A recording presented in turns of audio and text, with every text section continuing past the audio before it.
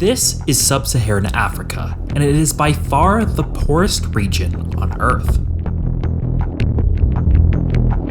Its history is plagued with the slave trade. It was brutally carved up and colonized by the European powers, and when independence finally occurred, most countries were taken over by strongman dictators that not only maintained colonial systems of exploitation, but expanded them.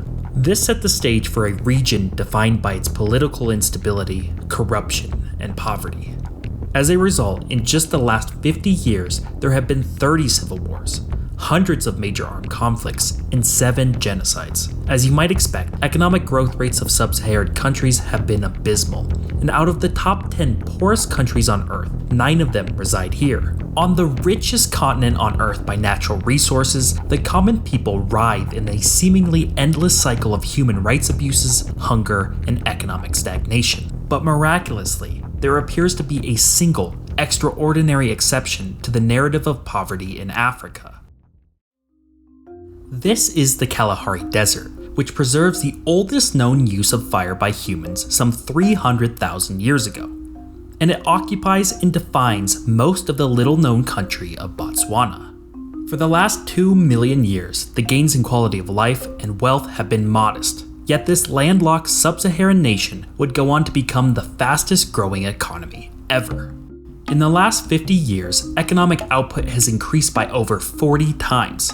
Botswana, for all intents and purposes, looks identical to its neighbors, and this is why in 1965 it was the 7th poorest nation on Earth. But over the subsequent decades, Botswana has maintained a political structure that's integrity rivals those in Europe, lifted a vast majority of its population from abject poverty, maintained civil and national peace, and invested the revenues of its natural wealth into its future and its people. Today, Botswana is a middle-income country, and one of the rare developing countries on the continent. But how is this even possible? Why is Botswana so fundamentally better off than all those that surround it? And is this miraculous growth just too good to be true? Africa used to look like this. A continent defined by a few European powers, and none the more notorious than the British Empire, which at the time owned 1/4 of all the land on the entire planet. In 1885, Botswana, or what was then called Bechuanaland, became a protectorate of the British Empire. But strangely, it was not forced into the empire like most other territories, but rather it was the native chiefs of the people known as the Tswana that begged Britain to be incorporated. See, the Tswana for the last century had been fending off relentless Dutch Boer migration into the interior of Africa. Therefore, it was deemed that becoming a protectorate of the British Empire was a lesser of two evils, and would subdue further European invasion. The British, however, saw no real value in full-scale colonization, but rather saw it as both a possible block to German and Boer expansion, as well as a guarantee to future access to Africa's interior. Both sides remained relatively content with this arrangement until 1895.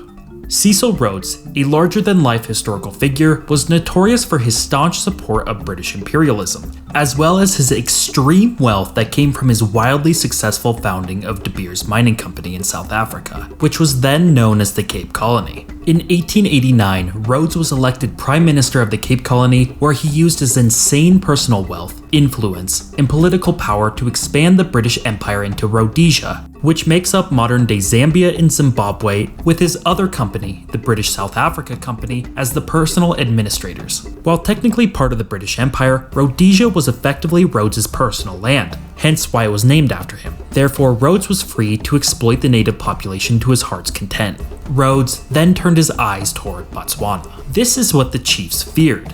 They knew that rule by Rhodes would cause devastation and extreme exploitation like it had in Rhodesia. This is why on September 6, 1895, 3 out of the 8 Tswana chiefs docked off the southern coast of England. Their mission was simple. They wanted to save their lands by being incorporated under direct control of the crown rather than being personal property of Cecil Rhodes. The chiefs spoke all over England, drumming up popular support for their incorporation into the empire. This was at the same time that Rhodes carried out an armed assault on the Boer Republic of Transvaal, despite the strong objections from the English government.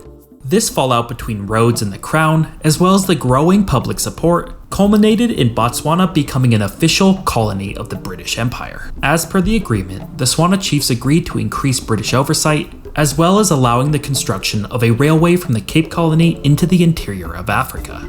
However, the Tswana chiefs were to rule their people largely the same as they had before, since the British did not see Botswana's land of much use other than as a glorified railway. Intervention and thus significant colonial exploitation never really affected Botswana. From shielding themselves from any further colonial exploitation, the Tswana chiefs had protected something incredibly important: their unique system of governing themselves. The chiefs ruled the land under this motto, which translates roughly to "the king is the king by grace of the people."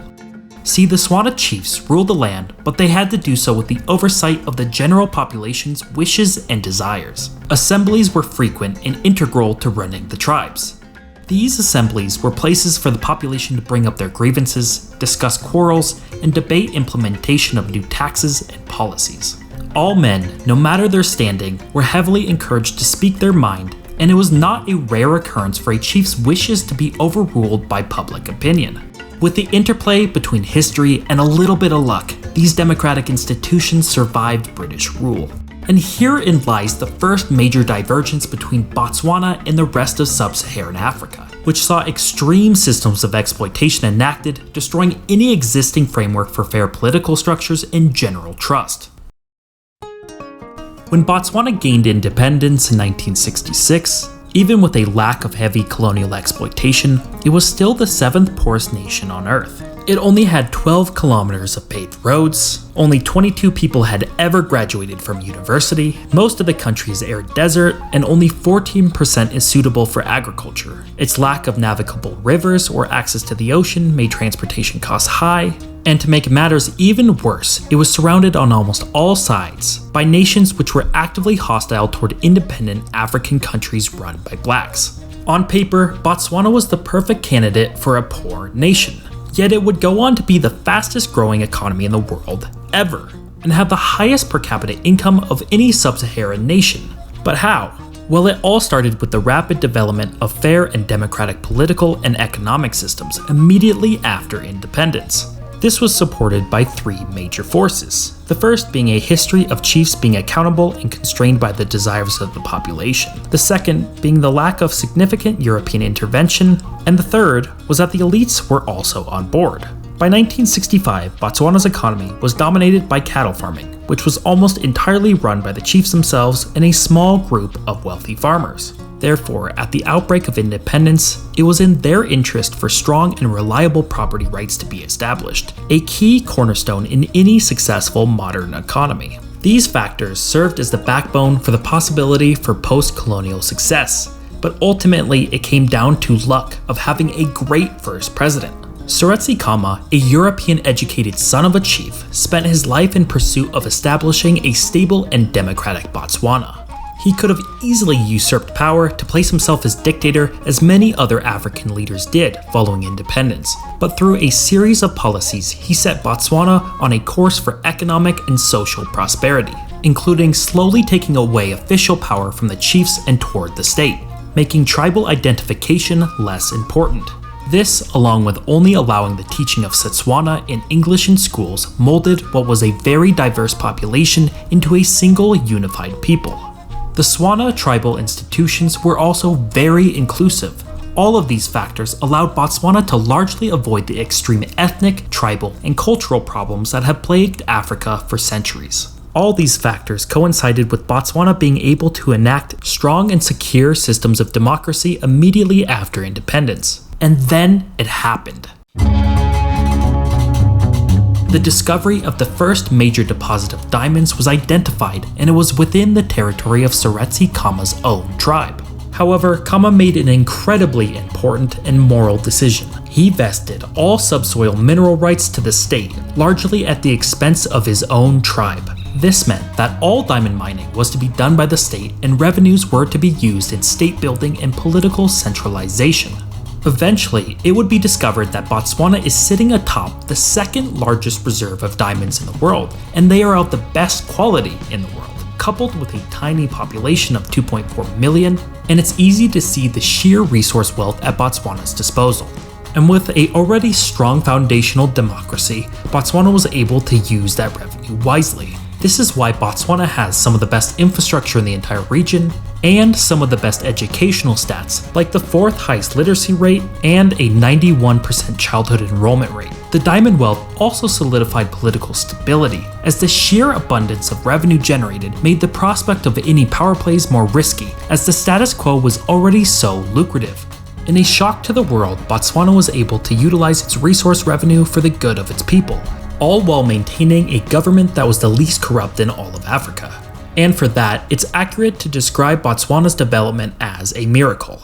But Botswana is not out of the woods yet, and for all its glory, it does hide some more insidious aspects. While it does not appear that at least in the near future Botswana will run out of any diamonds, it will eventually happen. Botswana has largely avoided the resource curse that many countries like the Democratic Republic of Congo, Venezuela, and Angola have experienced. But it still suffers from being heavily reliant on a single industry. 89% of exports are diamonds. 25% of GDP is diamond mining, 50% of government revenue, and almost all growth has been from expanding and utilizing diamond profits. This is a serious problem and one that is not easily fixed. Multiple attempts in the last 20 years to expand other avenues of economic expansion have been pursued with little to no results. It's just not economically or politically advantageous to try and wean off the morphine drip that diamonds have provided in the short term. Botswana's economy is like a massive cargo ship. It's able to turn and avoid things, but only if it's able to start that turn well before the potential danger. In this case, that turn represents a transition to a more sustainable economic growth model by investing into a more productive manufacturing and service industry. But that relies on foregoing short-term prosperity, which is extremely hard to enact in any democracy. And this is not the only problem. With massive wealth in a single industry, it's natural for that wealth to accumulate to only a small percentage of the population. While most of Botswana lives better than the average sub-Saharan citizen, there is still a huge percentage of the population that lives in poverty. In fact, while not perfect, studies into the matter of inequality have placed Botswana near the top of the list.